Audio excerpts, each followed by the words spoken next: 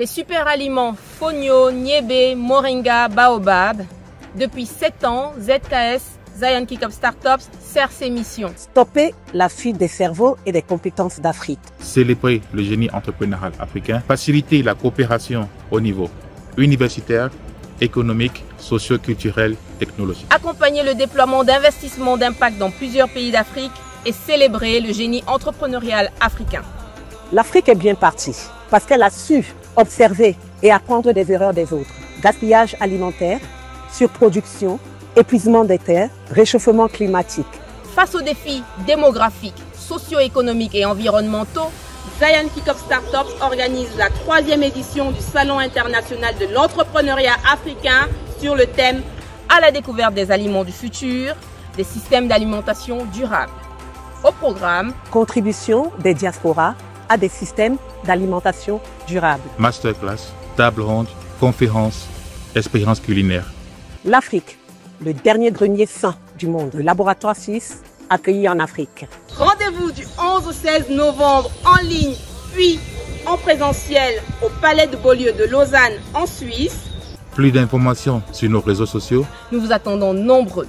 N'oubliez pas, abonnez-vous à nos réseaux sociaux, connectez-vous à nos sites internet www.salonafriquezks.com www.zionkickoff.com. Venez nombreux, nous vous attendons. Et abonnez-vous à nos réseaux sociaux. Ensemble pour un futur plus inclusif, bâtir l'Afrique que nous voulons, c'est possible.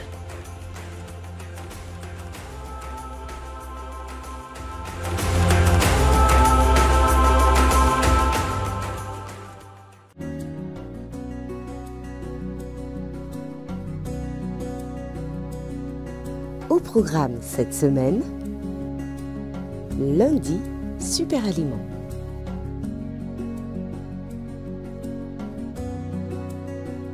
Mardi, financement. Mercredi, technologie.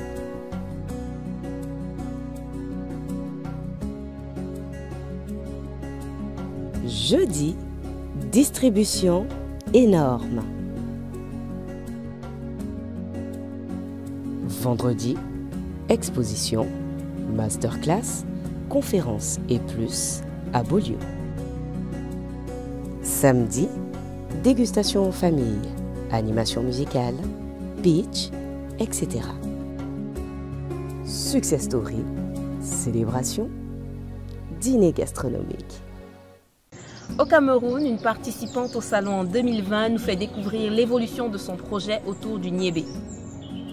Des experts en qualité et normes du Sénégal, du Bénin et du Burkina Faso nous parleront des exigences dans la distribution des produits dans l'agroalimentaire. Aujourd'hui, les recettes de l'Instant Chef seront autour du niébé.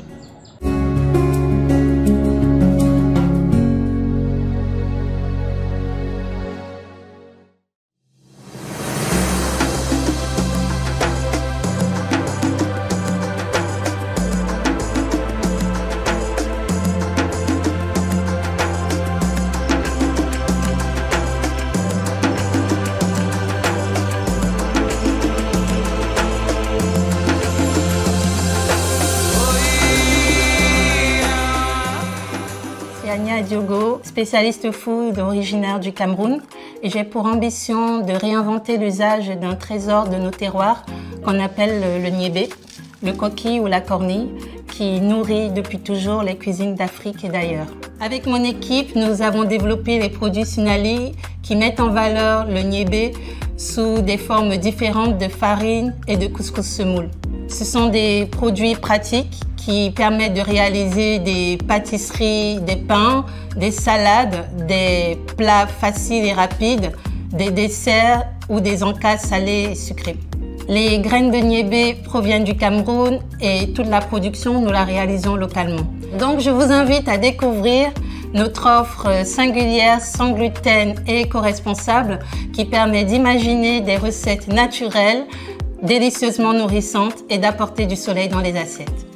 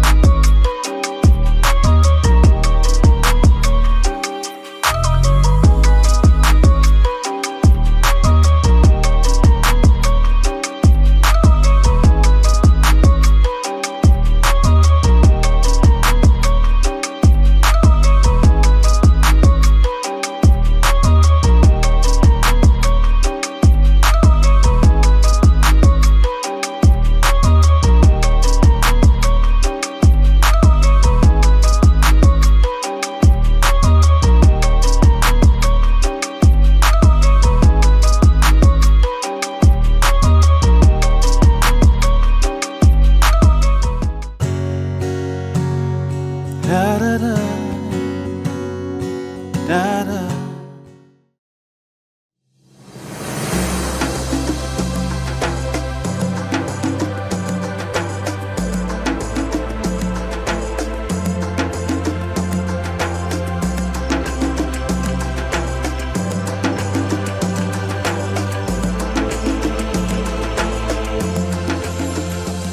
Bonjour à tous. J'espère que vous vous portez bien depuis votre position. Alors, nous allons discuter autour de cette table ronde de l'emballage et respect des normes et des cahiers de charges. Et je suis Mpati Giovanni, je serai le modérateur de cet échange. Alors, de gré, je vous remercie déjà d'avoir accepté notre invitation pour cette édition du Salon international des entrepreneurs africains. Et la thématique qui nous réunit aujourd'hui, je le rappelle encore, c'est les emballages, le respect des normes et des cahiers de charges. Et j'aurai le plaisir d'être en compagnie de vous, chers experts, et de discuter de cette thématique-là, qui est une thématique d'actualité pour tous les entrepreneurs africains. Alors, pour avancer sur les échanges, je vais donner la parole à tout un chacun de se présenter avant d'entrer dans le vif du sujet. Et donc, je vais commencer par M. Mamadou Sangaré, vous pouvez prendre la parole. Bonjour à tout le monde. Je me présente Mamadou Sangaré, je suis du Sénégal et je travaille actuellement au niveau de l'Association sénégalaise de normalisation. Je suis responsable relations extérieures et services usagers, en même temps responsable qualité et coordonnateur du comité sur les principes généraux du Codex Alimentarius au niveau du Sénégal. Je vous remercie. Merci beaucoup et très honoré d'être sur cet échange avec vous. Merci beaucoup. Alors, Monsieur Mamasika. C'est Youssouf Mamasika. Je viens du Bénin. Je suis le directeur en charge de la normalisation et de la certification à l'Agence nationale de normalisation, métrologie, contrôle qualité ANM du Bénin. Merci beaucoup, M. Mamasika, pour d'avoir accepté notre invitation. Et nous aurons le plaisir de développer davantage cette notion d'emballage et de respect des normes et des cahiers de charges. Nous allons avancer sur cette thématique d'emballage, de respect des normes et des cahiers de charges. Alors, je vais entamer par M. Mamasika pour lui demander d'abord, quand on parle d'emballage, de respect des normes, de quoi parle-t-on? Alors, un emballage, de façon claire, c'est quelque chose qui est proposé par des industriels, parce qu'il faut qu'on le définisse comme tel pour garder l'intégrité d'un produit. Donc, un emballage, originellement, est prévu pour la conservation ou l'intégrité d'un produit. Donc, nous allons nous retrouver avec plusieurs types d'emballages et par rapport au type de produit à conserver. Et il me plaît souvent, lorsque je donne cet exemple-là, de dire que ne serait-ce que lorsqu'on prend simplement les sachets plastiques pour conserver les produits alimentaires, et moi j'ai eu la chance de visiter une usine en Chine où je me suis retrouvé avec des sachets pour emballer plusieurs types de produits agroalimentaires et agricoles, près de 4000 échantillons disponibles par rapport au type de produit qu'on peut retrouver. Donc, un emballage doit être caractéristique, un emballage doit être spécifique et donner les propriétés physiques, chimiques pour la conservation et l'intégrité, pour avoir une intégrité physico-chimique, microbiologique d'un produit. Donc, vous verrez, et en dehors des emballages plastiques, on peut retrouver des emballages en bouteille, en carton, et c'est des activités post-récolte, c'est-à-dire c'est souvent après la récolte qu'il faut penser à l'emballage, au packaging. Et on peut retrouver aussi des emballages frais, comme des cajots, pour faire déplacer des fruits, etc. Donc, on est dans un grand chantier et les industriels nous accompagnent souvent dans ce genre d'exercice en définissant, nous, des cahiers de charges spécifiques et en donnant le type de produit ou la durée de conservation du produit ou l'environnement du produit pour que l'emballage soit vraiment adapté à ce que c'est que le produit qui est destiné. Super, merci beaucoup, Monsieur Mamasika, pour la qualité de la réponse. Alors, je rappelle que vous êtes le directeur en charge de la normalisation à l'Agence nationale de normalisation de météorologie et du contrôle qualité. Donc, en attendant de revenir sur la question sur comment est-ce que vous accompagnez les entrepreneurs au Bénin à respecter les normes au niveau des emballages, je vais reposer la même question à M. Mamadou Sangaré. C'est de nous dire au Sénégal, quand on parle de respect des normes et des cahiers de charges, de quoi parle-t-on de façon générale? Oui, merci beaucoup. Et pour revenir jusqu'à la question par rapport à l'accompagnement des entrepreneurs sur le respect des emballages, respect des normes, d'abord, il faut définir ce que c'est que la norme. La norme, c'est un document technique. C'est un document de référence sur lequel il est prescrit des lignes directrices, des caractéristiques, des méthodes d'essai, bien des systèmes sur lesquels un entrepreneur, une entreprise, un État doivent se baser pour faire respecter les exigences d'un produit ou bien d'un service. Ça, c'est une définition générale. Il y a une autre définition qui est donnée par ISO, qui dit que la norme, c'est un document élaboré par consensus, parce qu'aujourd'hui, on ne peut pas parler de normes sans pour autant parler de consensus. Donc, c'est un document qui est élaboré par consensus et par un ordre qui est reconnu. Pour le Sénégal, c'est l'ASN, pour le Bénin, c'est ANMC. Donc, pour d'autres pays, Côte d'Ivoire, Côte du Nord, chaque pays a un nombre de normalisation qui est chargé de mettre en place la norme. Donc, pour revenir à la norme vraiment donne des orientations par rapport à quels sont les critères à respecter par rapport à un produit. Donc, si on parle aujourd'hui des emballages, M. Mamasika en a parlé, par rapport aux différents types d'emballages, que ce soit plastique, que ce soit aluminium, que ce soit des emballages en bois et tout cela, ça doit respecter des exigences normatives. Et aujourd'hui, sur le plan national ou bien régional ou bien international, il y a plusieurs normes qui ont été édictées pour que les gens puissent s'y référer pour respecter les critères en matière d'emballage. Et aujourd'hui, on ne peut pas parler de produits sans pour autant parler d'emballage. Et je crois que c'est le maillon faible souvent au niveau de nos pays, les pays en voie de développement, où souvent les emballages ne sont pas souvent attractifs, parce que l'emballage est aussi un outil marketing pour un produit, mais aussi pour un service, parce que pour un service, c'est toujours les emballages en de publicité. Donc, tout cela, ça doit être attractif. Et pour un produit, l'emballage, ça doit être respecté certaines exigences. Aujourd'hui, on ne peut pas parler de produits alimentaires sans pour autant parler d'emballage. Parce que un produit alimentaire, ça doit être conservé sur un matériel de conditionnement qui respecte des normes, où il n'y a pas de possibilité d'intoxication ou bien de produits chimiques ou bien autres. Donc, ces emballages-là, ça doivent être alimentaires. C'est souvent ce qu'on dit. L'emballage pour les produits alimentaires doivent être alimentaires eux-mêmes, doivent respecter certaines exigences. Donc, par rapport au Sénégal, ce qui se fait en matière d'accompagnement pour les paiements, souvent on les oriente par rapport aux différents types d'emballage qu'il faut utiliser par rapport à le service, bien par rapport à le produit qu'ils utilisent. Même si il n'y a pas beaucoup de normes qui ont été élaborées dans le domaine de l'emballage, ce qui fait qu'aujourd'hui, la plupart du temps, on se base sur les normes internationales pour faire respecter certaines exigences en matière d'emballage, ou bien on oriente les paiements à aller à des fournisseurs qui ont au moins, par rapport à les emballages, certifié les emballages, parce que c'est des emballages alimentaires. Donc, on doit prouver la conformité de ces emballages-là par rapport à des normes. Toujours par rapport aux emballages, toute entreprise, tout producteur agroalimentaire se doit vraiment de faire le maximum pour respecter des emballages qui respectent des normes. Sans cela, souvent, on peut avoir un produit de qualité, mais mis dans un emballage qui n'est pas de qualité, ça peut détériorer la qualité de ce produit-là. D'où l'importance de toujours se fournir à des fournisseurs qui ont vraiment des emballages qui sont de qualité. Donc, c'est pour l'instant ce que je voulais dire par rapport aux emballages. Par rapport aux normes, les normes sont là pour accompagner les entreprises. Les normes sont là pour accompagner les entrepreneurs.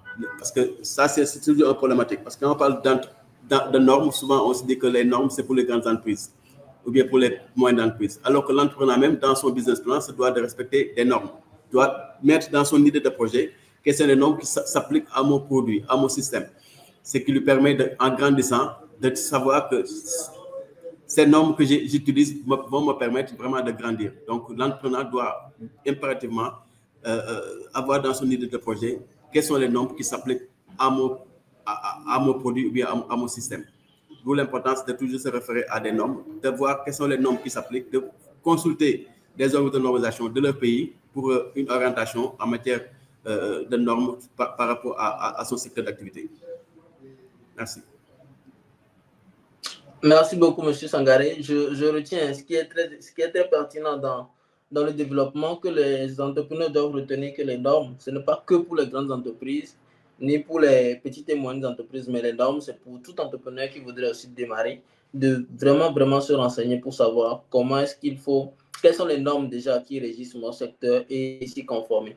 Merci beaucoup. Alors, je reviens vers M. Mamasika pour lui poser une question qui va dans le même sens, puisque le débat est déjà posé, à celui de savoir aujourd'hui quels sont les risques qui sont encourus par ces entrepreneurs-là qui ne respectent pas les exigences qu'il y a en matière de normes au niveau des emballages et des cahiers de charges. Quels sont les risques qui sont encourus? Et je reviens sur la question que j'avais posée, c'est-à-dire savoir comment est-ce que aujourd'hui vous accompagnez les entrepreneurs au niveau du Bénin à respecter ces exigences en matière de normes et de respect des cahiers de charges. Non, par rapport à ce qui est fait, on met déjà à disposition des entrepreneurs ce qu'on appelle les documents normatifs.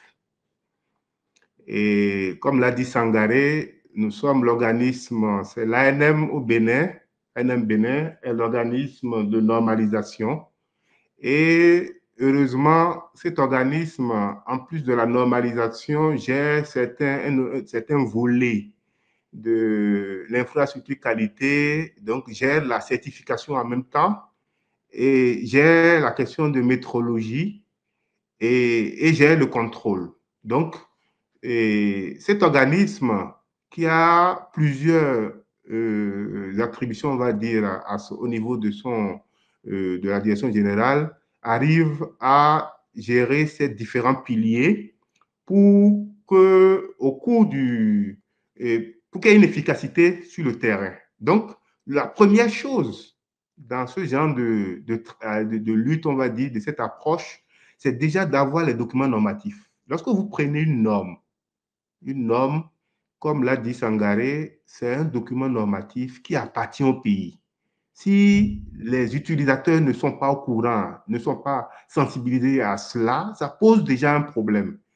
Parce que lorsque nous, organismes de normalisation, nous édictons, nous passons le processus d'abord de normalisation, il y a toutes les étapes, chaque Béninois, en ce qui concerne les normes béninoises, ou chaque Sénégalais, en ce qui concerne les normes sénégalaises, puisque je connais aussi comment ça fonctionne là-bas, a la possibilité de participer à l'élaboration de normes.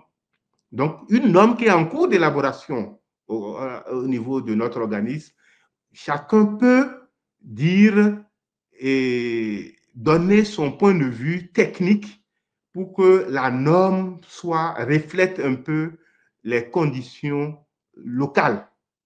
Donc, ça, c'est ce qui est fait. Nous avons dans chacune des normes élaborées au niveau de l'organisme de normalisation par exemple, l'ANM, et je prends le cas, par exemple, d'un jus d'ananas ou bien d'une norme sur les préemballés, on décrit toujours au niveau des chapitres les dispositions que doivent avoir l'emballage, donc l'étiquetage, l'emballage, et qu'est-ce qu'il faut faire pour que l'emballage soit conforme, c'est toujours décrit dans chacune des normes. Et l'emballage ne doit pas avoir un certain nombre de dispositions, ne doit pas être toxique, ce n'est pas à l'emballage de contaminer l'aliment principal. Donc, il y a un certain nombre de dispositions qu'on définit déjà a priori. Donc, ces occasions où ce document normatif national, parfois régional, puisque une fois qu'on a fini les étapes au niveau national, on va à l'harmonisation au niveau régional avec les autres pays tels que le Sénégal, ou bien même une harmonisation internationale lorsqu'on rentre dans les questions du Codex Alimentarius. Et donc, on a cette possibilité d'avoir déjà des documents normatifs de référence qui peuvent faire l'objet d'utilisation.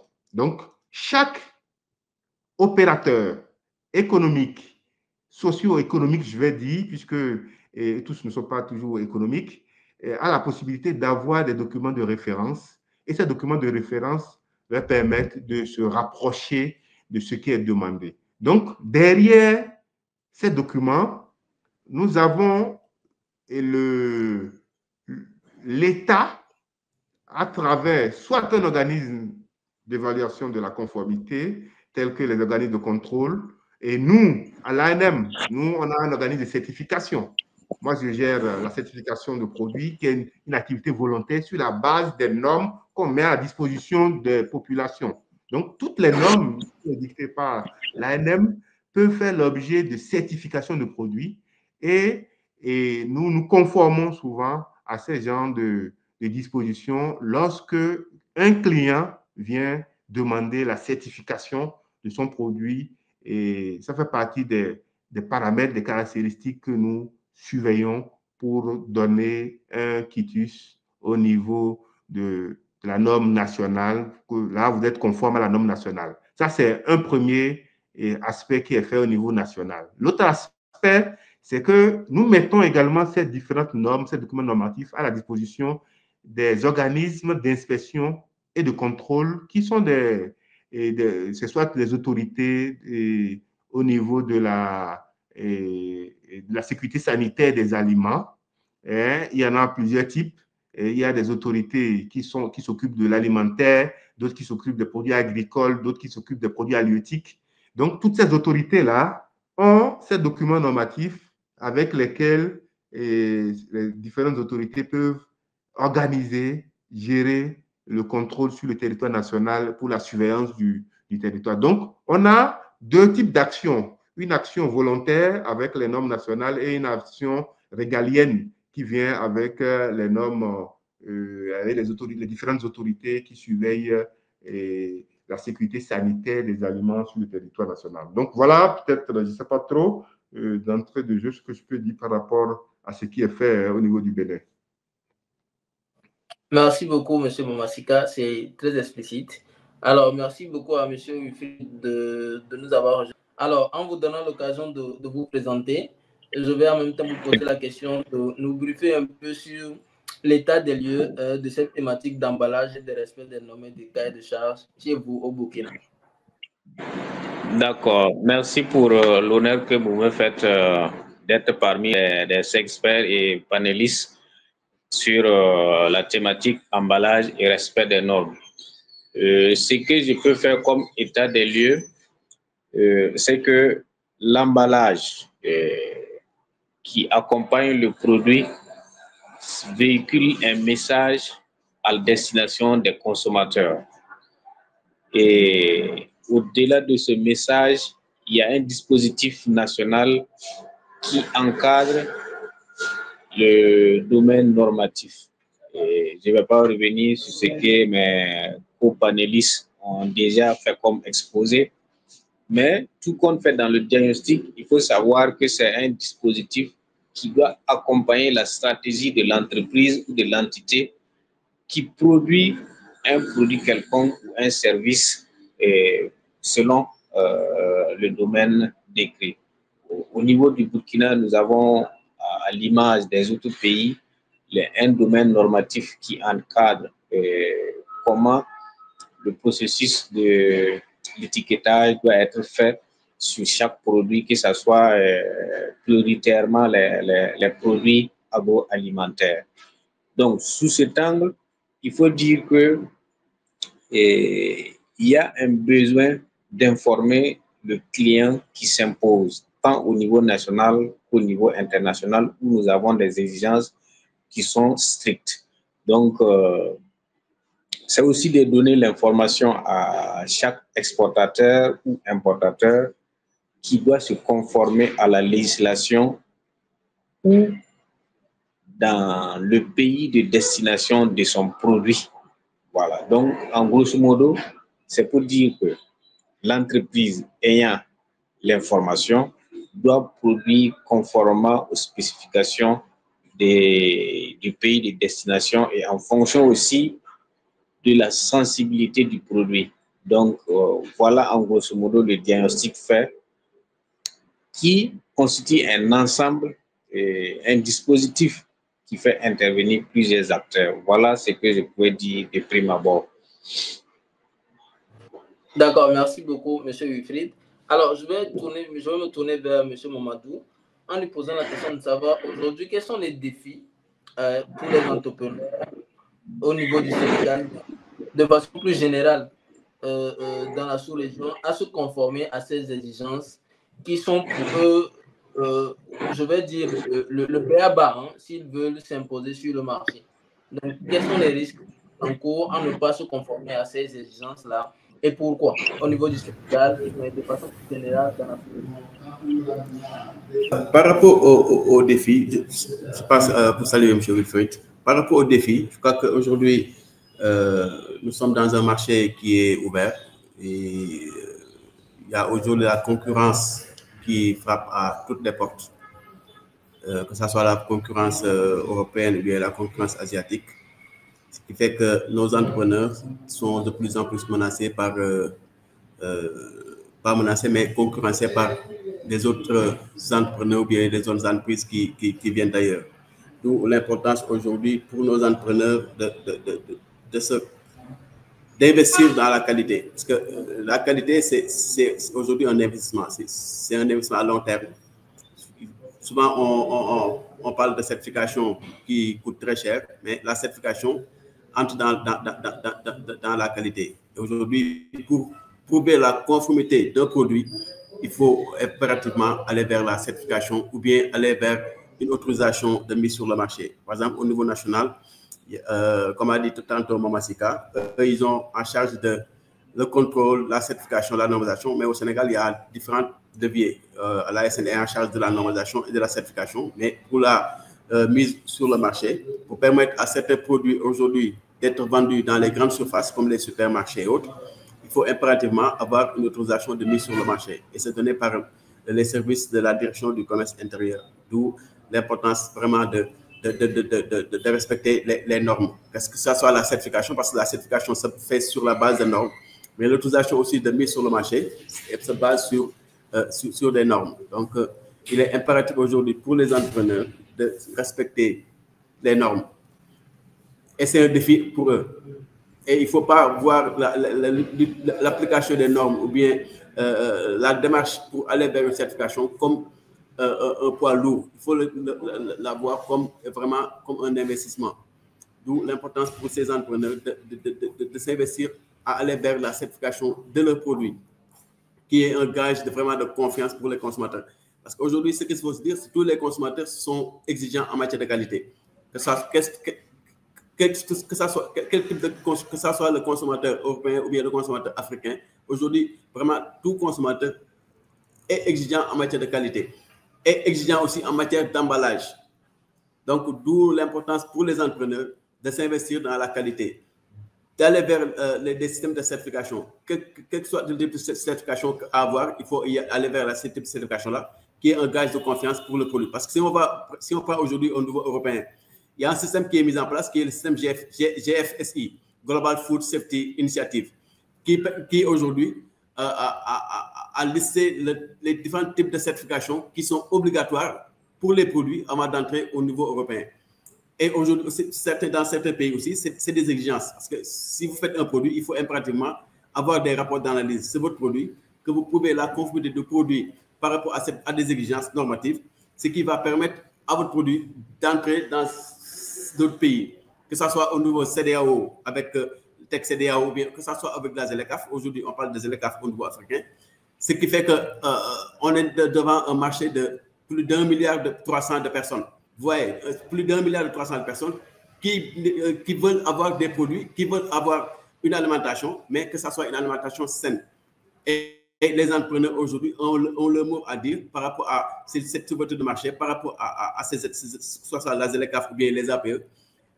Concourir au niveau européen, au niveau des autres pays asiatiques ou bien européens, faire vendre leurs produits au niveau de ces pays-là. Mais pour cela, il faut impérativement un respect des normes, un respect des exigences d'emballage par rapport à leurs produits.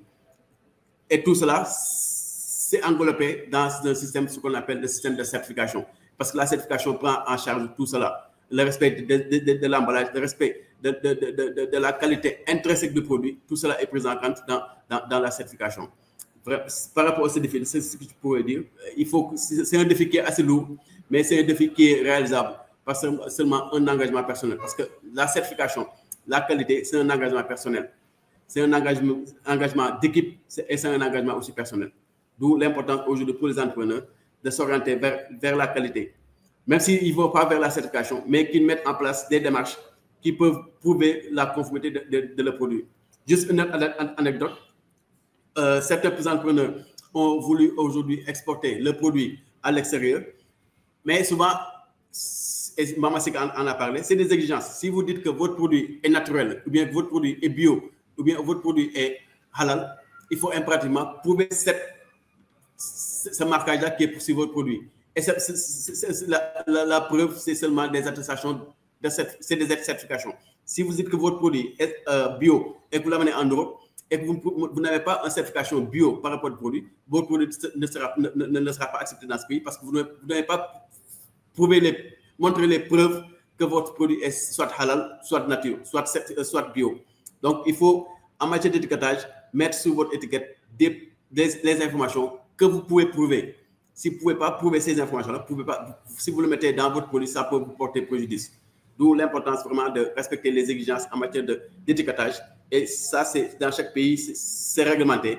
Il y a une réglementation dans chaque pays qui dit qu'il faut respecter telle norme en matière d'étiquetage. Donc, c'est pour vous dire en matière de défi. Et c'est le défi qui est là, qui est vraiment assez important pour les entrepreneurs, pour qu'on puisse avoir aujourd'hui des entrepreneurs compétitifs, des entrepreneurs compétents et qui puissent concourir au niveau de tous les marchés, que ce soit le marché africain ou bien que ce soit le marché européen ou le marché américain ou bien asiatique. Merci. Oui, merci beaucoup, M. Sangaré. Merci beaucoup. Je pense que la question est très bien répondue. Donc, je profite aussi pour relancer M. Mamasika sur la même question. M. Sangaré l'a rappelé, pour le respect des normes, c'est un investissement à long terme, mais aussi aujourd'hui, les consommateurs sont très rigoureux en matière de respect des exigences en matière de qualité.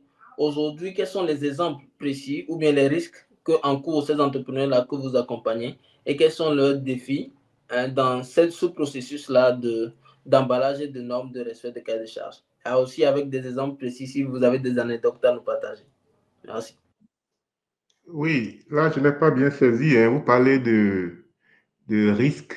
Les risques sont clairs, les risques sanitaires. Et en matière de risques sanitaires, il n'y a pas de... Il y a certains, lorsqu'on rentre dans la chaîne de contamination, on se retrouve avec certaines bactéries, certains virus et la virulence de chacun de ces êtres vivants. Bon, ça, c'est la partie biologique. Sinon, il y a la partie chimique où c'est un peu plus, comment on appelle, ça s'accumule avec le temps et le consommateur peut avoir des séquelles. Mais dans tous les cas, quel que soit le risque encouru, le consommateur prend plein pot les différents dangers qu'il y a derrière. Il y a certains, vous vous retrouvez juste, prenons le cas d'une intoxication alimentaire. Même que cette intoxication alimentaire même soit provoquée même par le consommateur, parce que c'est des cas qui arrivent. Lorsque je suis un fournisseur de produits, par exemple, agroalimentaires, je prends le yaourt, que chacun connaît bien, qu'il a acheté plusieurs fois. Je suis vendeur de yaourt et j'ai respecté toutes les règles dans mon industrie et j'ai commencé par commercialiser mon yaourt. Et si l'étiquetage, je ne mets pas les informations pour orienter mon consommateur, l'utilisateur de mon produit, ce dernier va se retrouver à mal utiliser mon produit. Le cas le plus récent, c'est que parfois on vous dit de mettre la température. Parce qu'il y a plusieurs types de yaourts. Il y a des yaourts qui peuvent être conservés en milieu ambiant. Et si vous allez, il y a des yaourts qui sont fabriqués par les industriels, c'est ça en milieu ambiant. Ça n'a pas besoin d'un réfrigérateur. Mais il y a d'autres, il faut aller directement dans un réfrigérateur. Mais si la chaîne de froid est rompue et que le produit est laissé sous chaleur avant d'être consommé, à qui la faute?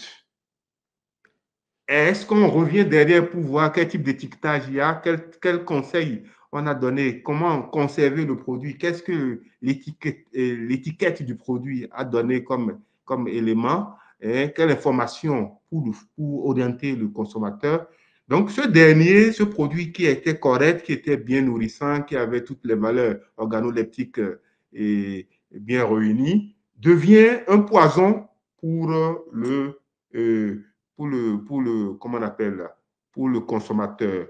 Moi, de mon service de certification, vous pouvez même avoir, bon, dans le cas d'espèces, au cas où nous on va certifier, c'est que nous, on s'assure que l'étiquetage est bien fait et que la conservation du produit est assurée par l'étiquetage. Parce que l'étiquette donne, les conditions de conservation et donne la date de péremption ou les différentes dates d'utilisation par rapport au produit. Donc, si toutes ces conditions-là sont réunies, le produit ne peut qu'être conforme. Donc, un client qui achète mon pot de yaourt et qui n'a pas de réfrigérateur à la maison et le conserve, ou du moins entre le marché ou entre la boutique d'achat et la maison ou la consommation, détériore mon produit et le consomme après, là, il se retrouve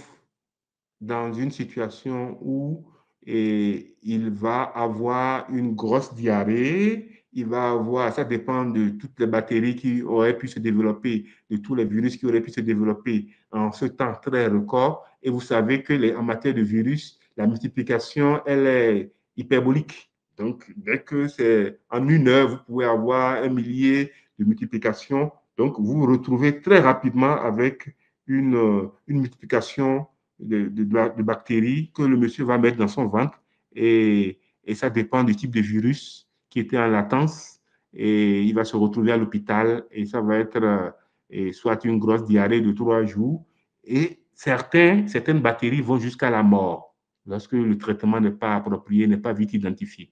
Donc, les aliments sont perçus comme de très bons nutriments lorsque les conditions de production, de transport, de conservation, de consommation.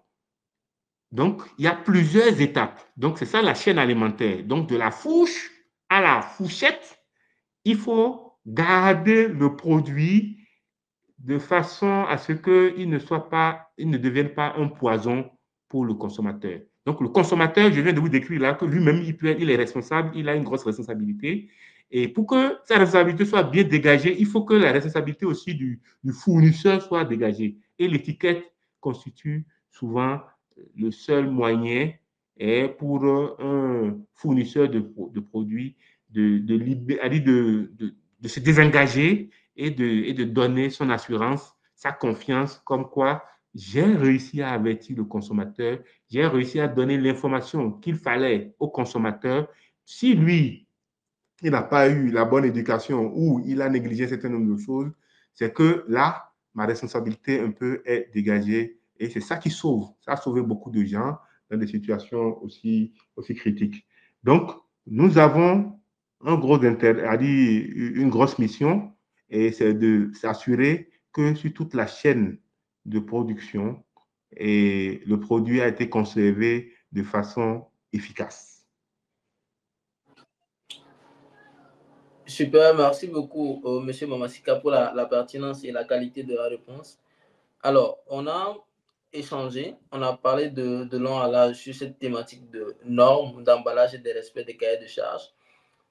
Chaque expert a présenté aujourd'hui ce qu'on appelle normes, ce qu'on appelle respect des emballages et les risques aussi pour les consommateurs, surtout vis-à-vis des consommateurs, les risques pour les fournisseurs. Tout à l'heure, M. Mamassik a parlé de toute la chaîne de valeur, c'est très intéressant. Alors, je vais poser une question à M. Wilfried. On va revenir un peu au niveau des entrepreneurs. On a présenté les risques sanitaires, mais aujourd'hui, quels sont les défis, surtout au niveau des entrepreneurs, à pouvoir arriver ou bien achever ce processus de normalisation des emballages, des cahiers de charges? Qu'est-ce qui les empêche aujourd'hui au niveau de l'Afrique de pouvoir être en conformité avec ces exigences-là qui existent? Quels sont leurs principaux défis au niveau des entrepreneurs que vous accompagnez? Donc, c'est une question que je vais partager à tout le panel. Donc, M. Wilfried pourra commencer. Au fur et à mesure, on pourra partager la parole aussi à M. Sangaré et à M. Mamassika. Monsieur Wilfried, si vous êtes avec nous, vous avez la parole. D'accord. Merci pour cette question très intéressante. Étant le premier à intervenir en termes de défis, ce qui vient en tête, c'est cette capacité d'adaptation et d'anticipation pour chaque entrepreneur de faire face aux exigences du marché. Quand je parle d'exigences, il y a les normes qui évoluent, la réglementation qui évolue et notamment ce qui fait que la réglementation doit être suivie par l'entrepreneur. Primo, c'est pouvoir s'adapter à l'offre intérieure qui peut être marquée par une réglementation de plus en plus rigoureuse et stricte. Je parlais tantôt des mesures gouvernementales que peut prendre un pays pour accompagner la protection du consommateur. Il y a que récemment, au niveau de notre pays, l'interdiction des sachets non biodégradables a été actée. Donc, ce qui fait que lorsque vous voulez produire, vous devez pouvoir anticiper et intégrer cette donnée dans votre processus de production. Donc, ça veut dire que désormais, tout entrepreneur qui voudra produire au niveau du Burkina doit utiliser des emballages biodégradables.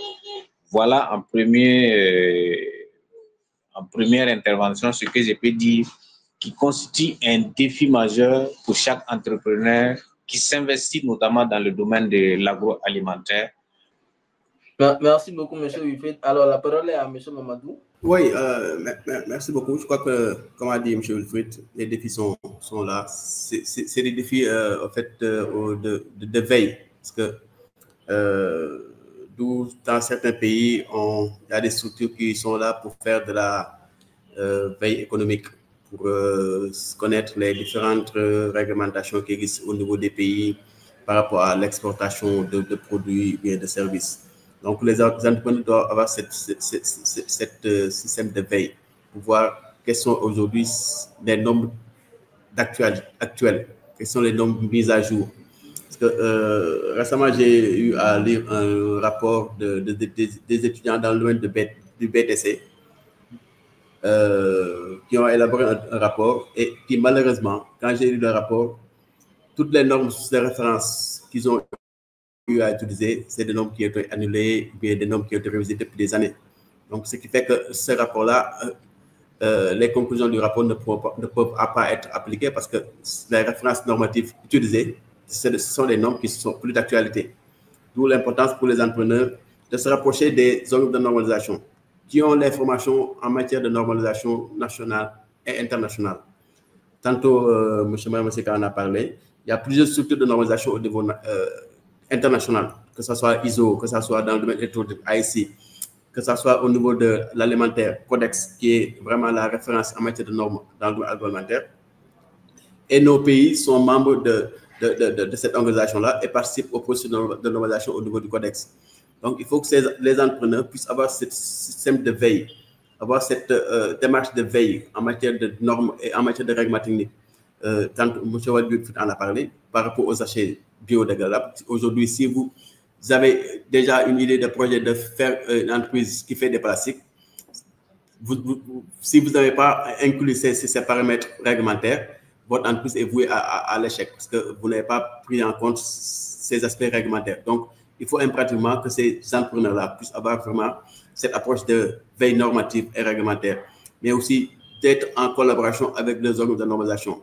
Il y a cela 3 ans, il y a quelque chose, un projet a été lancé au niveau de l'OIF.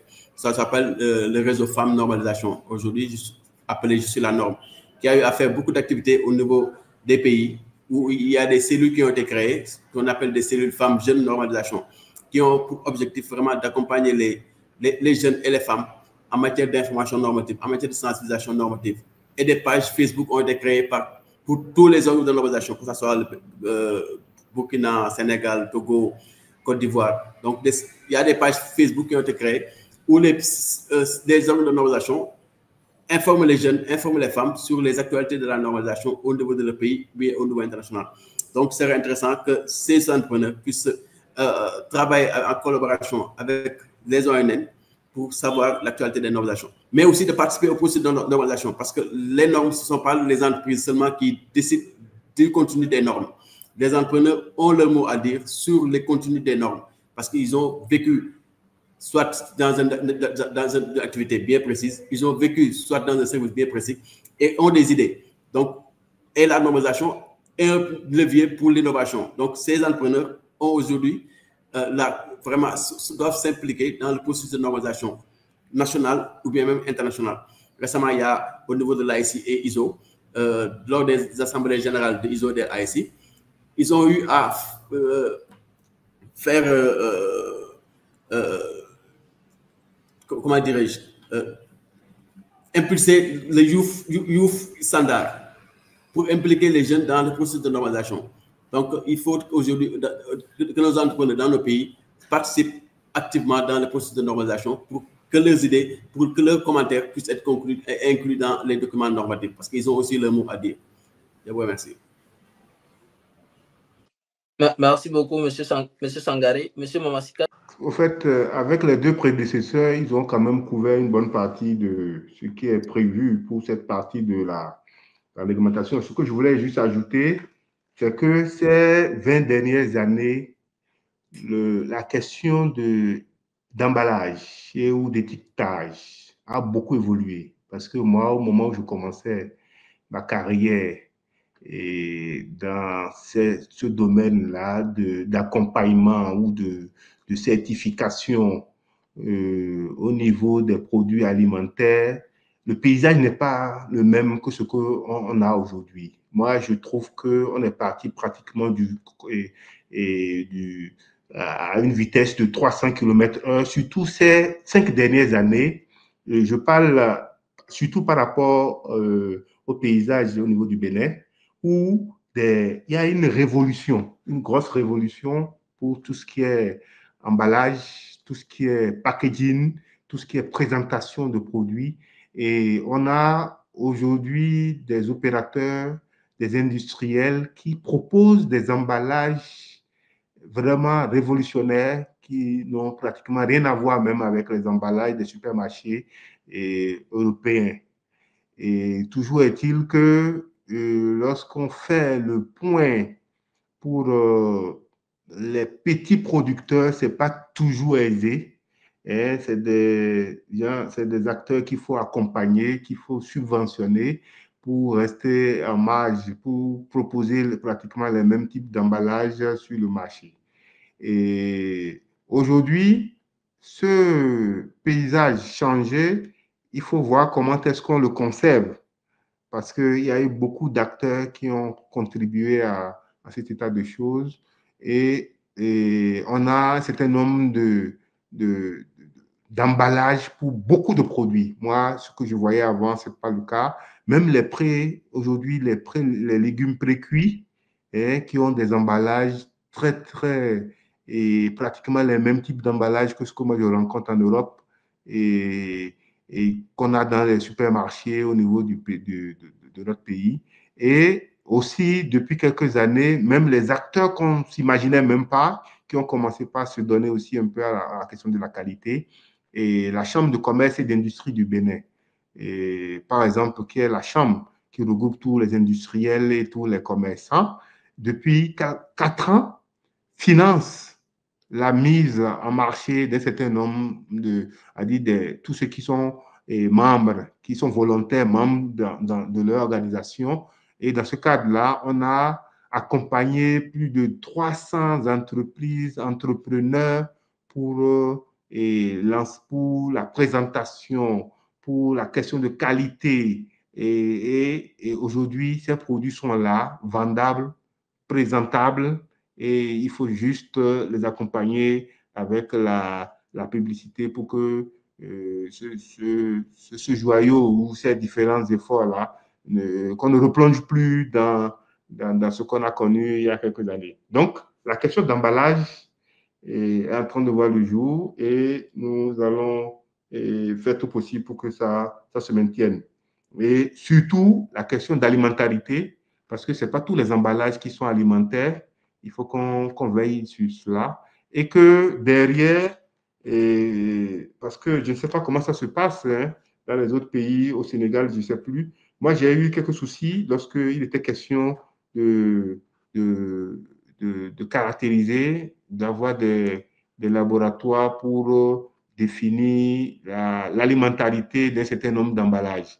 Donc, les seuls cas que j'ai traités, je les ai envoyés en Belgique dans un laboratoire pour déterminer, parce que c'est un paramètre qui est difficile à voir. Est-ce que le plastique que vous voyez là, est-ce qu'il est alimentaire? Le plastique qu'on voit, prenez par exemple pour un cuidam, quelqu'un qui ne s'y connaît pas, il y a un produit qui circule très bien dans nos marchés, c'est le plastique où on met de l'eau, là, on met pierre, water, il n'y a rien de pierre dedans, de pur. Donc, est-ce que vous pouvez imaginer que ce genre de plastique, c'est des micropores et que derrière, il y a des échanges entre ce qui est à l'intérieur et ce qui est à l'extérieur, ça dépend de là où on le dépose. Il y a des échanges de corps. Donc, c'est des choses. Est-ce que c'est alimentaire? Est-ce que ce n'est pas alimentaire? Il faut que aussi on puisse se prononcer là-dessus et ce n'est pas toujours évident. Et ça, c'est des chantiers à venir. Hein. C'est des choses sur lesquelles on doit travailler et pour moi et pour les jours à venir. Merci à vous. Merci beaucoup, M. Mamasika. J'avoue que c'est très pertinent en termes aussi de recommandations, mais aussi de perspectives. Hein, vous avez présenté aussi l'évolution de ce secteur-là, des emballages et des respects des normes. Et aujourd'hui, vers là où nous pourrons aller, vous avez présenté de nouvelles perspectives et c'est très intéressant pour la suite. Alors, nous sommes à la fin de cet échange. Je vais demander une dernière fois de présenter vos recommandations, surtout pour les entrepreneurs, vos recommandations pour les amener à achever ce processus-là ou à se mettre en conformité avec les normes. Qu'est-ce que vous leur recommandez de faire aujourd'hui en termes au niveau du Sénégal, au Bénin, au Burkina? Quelles sont aujourd'hui vos grandes recommandations de façon générale pour que tous les entrepreneurs africains puissent être en conformité avec ces exigences et pouvoir être compétitifs, comme l'a rappelé M. Sangaré, sur les marchés internationaux? En guise de conclusion, c'est ça?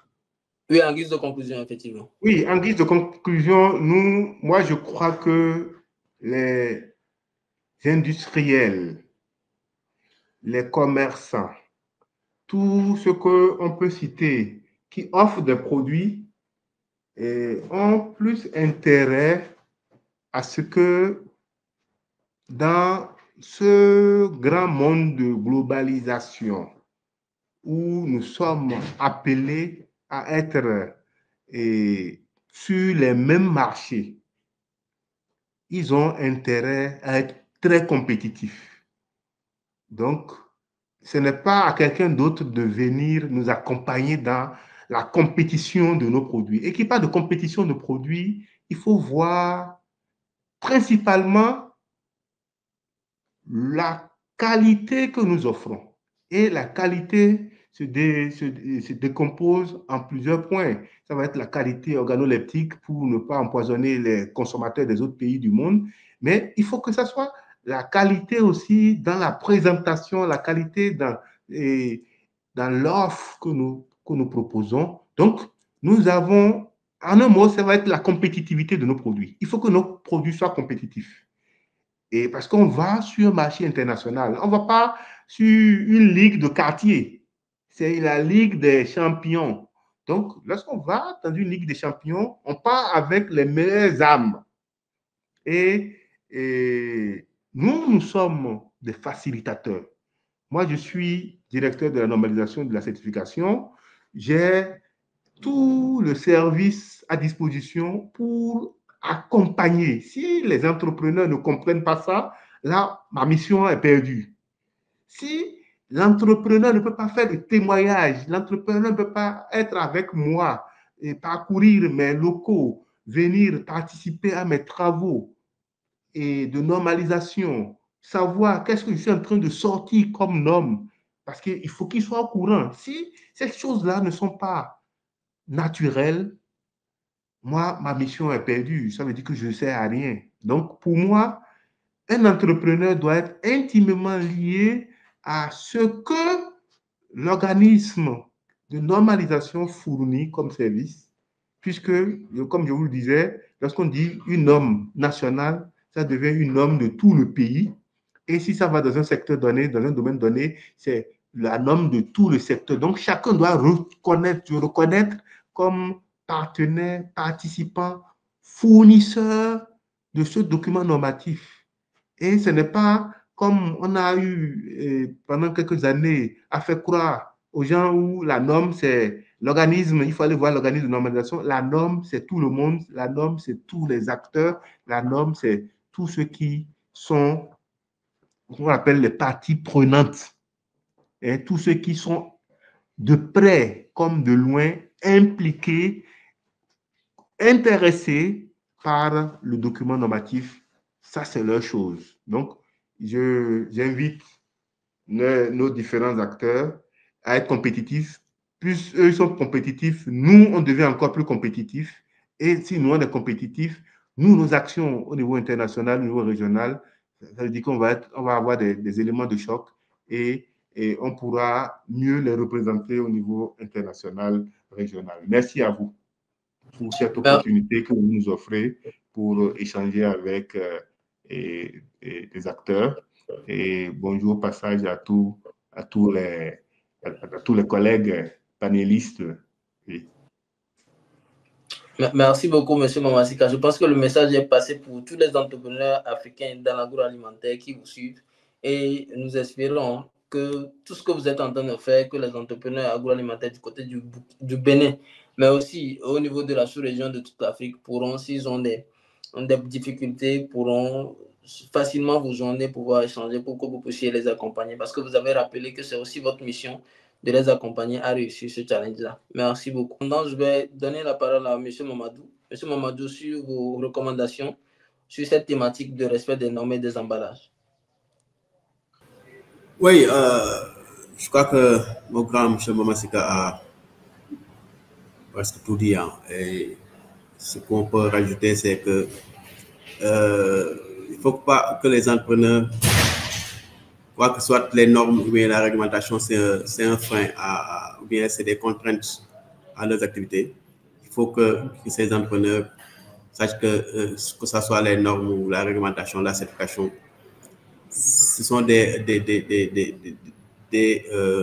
activités qui accompagnent dans l'agrandissement ou bien dans l'ouverture de leurs produits et de leurs services au niveau des marchés. Donc, un conseil juste pour les entrepreneurs, c'est de travailler en parfaite collaboration avec les organes de normalisation de leur pays, à s'impliquer dans tout ce qu'ils font. Comme a dit Mamasika, si nous, organes de normalisation, on voit que les entrepreneurs nous voient comme des contraintes à leurs activités, vraiment, on aura failli à notre mission. Donc, nous sommes là pour accompagner les entrepreneurs dans l'agrandissement de leurs activités, à les accompagner à pénétrer d'autres marchés Parce que toute organisation travaille en parfaite collaboration avec les autres structures, que ce soit les structures d'accompagnement, que ce soit les structures qui permettent l'exportation de produits. On ne peut pas exporter sans pour autant respecter les normes. Donc, il y a une collaboration entre ces différentes structures-là. Et les entrepreneurs doivent s'y retrouver. Donc, ce sont ces mots-là que je pourrais dire pour les entrepreneurs. Vraiment, il faut impérativement que les entrepreneurs s'associent à l'activité de normalisation, à l'activité de certification pour mieux agrandir le produit, pour mieux donner confiance aux consommateurs, pour mieux donner confiance même à l'État. Parce qu'aujourd'hui, il y a plusieurs activités d'accompagnement d'entrepreneurs. Si aujourd'hui, il n'y a pas ce respect-là des normes, parce que vous avez parlé de normes et cahiers de charges. Et par rapport au cahier de charges, si on prend au niveau de chaque pays, pour des organismes d'accompagnement des entrepreneurs, il y a des cahiers de charges qui sont donnés aux entrepreneurs. Par rapport même aux banques, il y a des cahiers de charges qui sont donnés aux entrepreneurs pour pouvoir accéder au financement. Et pour respecter ces cahiers de charges-là, il faut impérativement que ces entrepreneurs aient en interne des démarches qualité, respectent des normes pour pouvoir répondre à ces cahiers de charges-là. Par rapport à l'exportation, c'est des cahiers de charges qu'on donne. Donc, et ces cahiers de charges-là, c'est des spécifications. Et quand on parle de spécifications, on parle de normes. D'où l'importance pour ces entrepreneurs de respecter les normes pour pouvoir respecter les cahiers de charges qui leur sont donnés en matière d'accès à des marchés ou bien même en matière d'emballage. Donc, c'est vraiment les inviter à travailler en parfaite collaboration avec les organismes de normalisation et en profiter pour remercier le salon de nous avoir donné l'opportunité de nous exprimer par rapport à ces thématiques-là et saluer tous les panélistes avec lesquels j'ai pu participer dans le cadre de cette thématique. Donc, merci à vous. Merci beaucoup, M. Sangaré. C'est un énorme plaisir aussi pour nous d'avoir écouté, d'avoir vécu toutes ces expériences-là, partagées avec nous cette thématique. Et nous espérons que tous ceux qui nous suivent, je pense qu'il y a beaucoup de leçons que nous avons pu tirer de cet échange, à savoir que vous, les experts en normes, qualité, cas de charge, pour les entrepreneurs, vous n'êtes pas une menace, mais plutôt des outils qui sont là pour les aider à réussir leur challenge agroalimentaire, mais pour toute l'Afrique aussi. Merci beaucoup, M. Sangaré. Je passe la parole à M. Wilfried depuis le Burkina pour qu'il partage avec nous ses dernières recommandations sur cette thématique de respect des normes des emballages et des cahiers de charges. D'accord. Merci à mes co-panélistes. En tout cas, bon, j'ai une seule recommandation qui peut s'assimiler à une reprise d'une autre manière. C'est dans le jargon de la qualité, on aime dire pour être dans la qualité, il faut s'inscrire dans la démarche. Donc, en s'inscrivant dans la démarche qualité, les entrepreneurs seront amenés à s'orienter vers la satisfaction des clients ou, entre autres, au respect de la réglementation des différents marchés qu'ils ont à conquérir.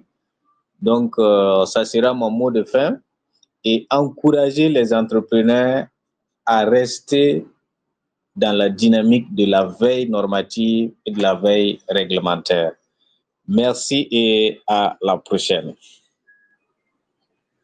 Merci beaucoup, M. Wilfried, pour vos recommandations. Encourager les entrepreneurs à toujours rester en veille des normes qui existent et à pouvoir se conformer aux exigences. Merci beaucoup, M. Wilfried. Merci à tous, très chers panélistes, d'avoir accepté notre invitation. Je rappelle que nous sommes pour cette 3e édition du Salon international de l'entrepreneuriat africain et nous avons échangé, débattu sur la thématique de l'emballage, de respect des normes et des cahiers de charges. Vos recommandations, je suis certain que tous les entrepreneurs qui nous ont suivis en ont pris bonne note. Et pour ceux qui sont en processus de cette normalisation-là, je suis sûr qu'auprès de vous, ils ont trouvé les réponses à leurs difficultés. Et nous tous ensemble, nous contribuons au développement de l'Afrique. Merci beaucoup et excellent après-midi à tous.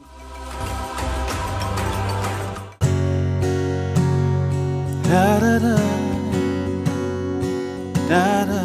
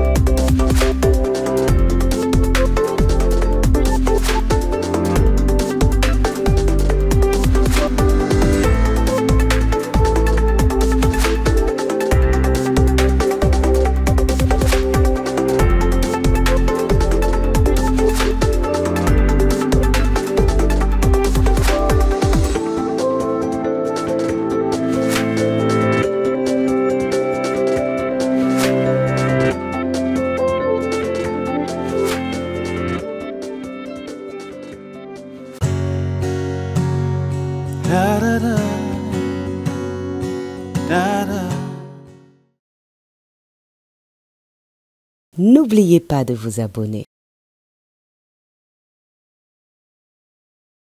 L'Instant Chef.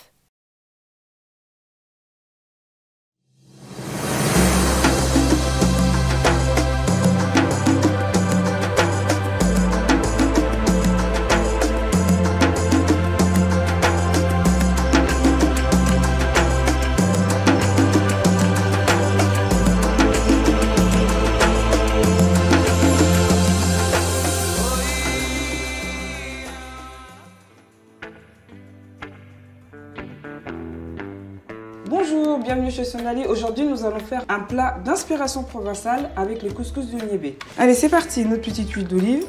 Je mets toujours mon bouquet garni. Les petits oignons, l'ail.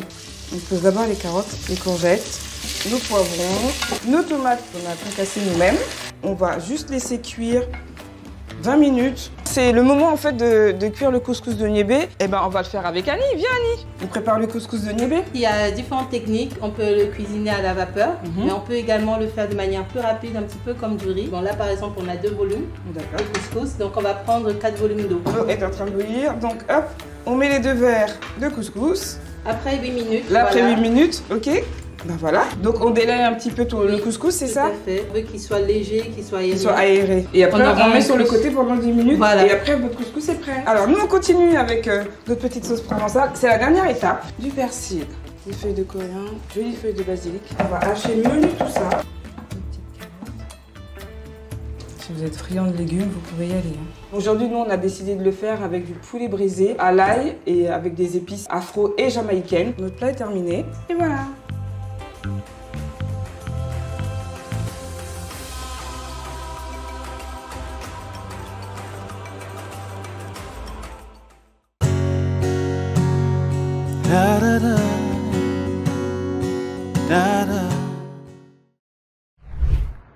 Bonjour, venez découvrir avec moi des aliments du futur à Lausanne, à l'occasion du Salon de l'entrepreneuriat du 11 au 16 novembre. J'y serai et réservez vos places pour les dîners signatures. À très vite. L'Instant Chef.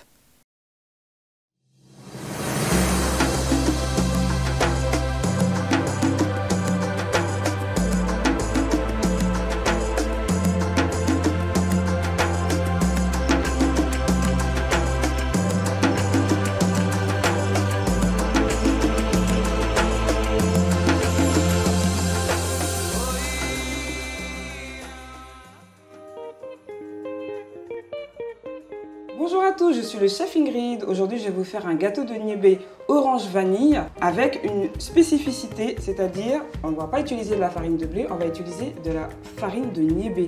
Si vous êtes prêts, c'est parti. Les œufs, le sucre, une presse d'orange et on récupère le zeste.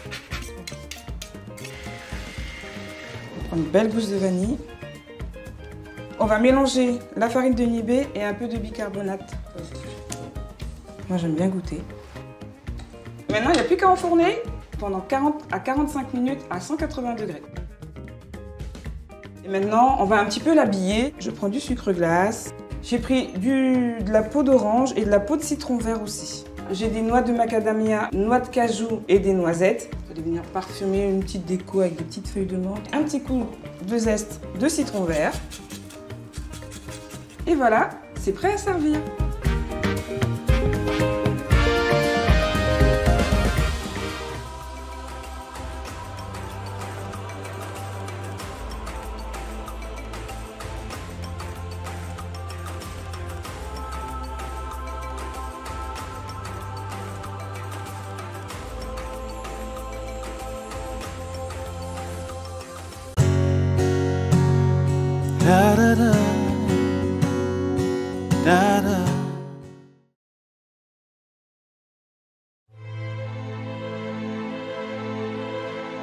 To be the first one.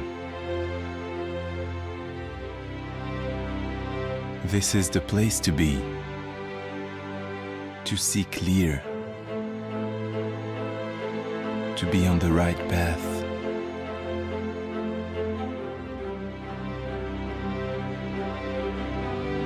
to foresee future needs, to innovate, to be on the move always, to feel the entrepreneurial spirit,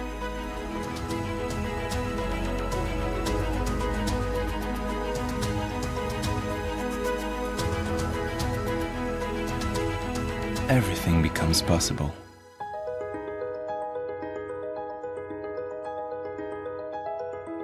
Be leader always.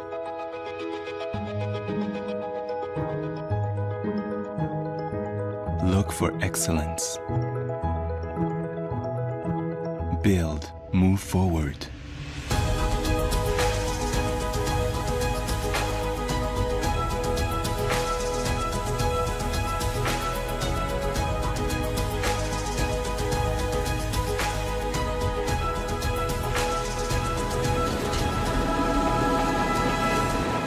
Never stop. To love new challenges.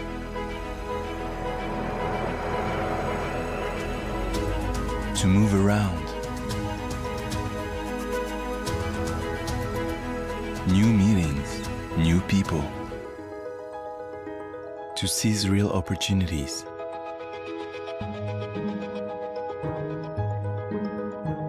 To be aware of potential.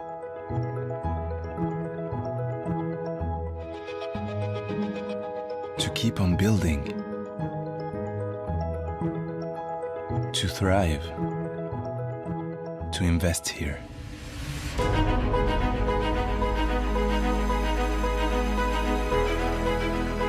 To make the right choices. To do everything to succeed.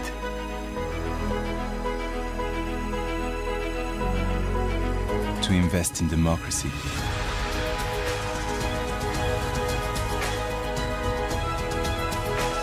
I've got new chapters to write.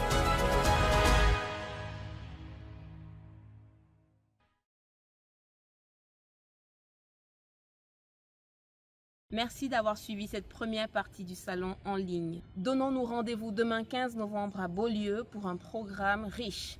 Retrouvez le détail du programme sur www.salonafriquezks.com. Samedi 16 novembre, retrouvons-nous encore à Beaulieu et cette fois-ci, profitez du salon en famille. Petits et grands apprendront à reconnaître les aliments du futur, à les déguster, à les cuisiner. Couvrez les détails du programme de samedi sur www.salonafriquezks.com. Nous vous attendons nombreux. N'hésitez pas à vous inscrire et à inviter. Bonus, une célébration vous attend en fin de journée, tout juste avant les dîners signature au STAM. À très vite. Posez vos questions en commentaire. Les intervenants y répondront vendredi et samedi à Beaulieu. À demain. Car sa parole, elle s'accomplira.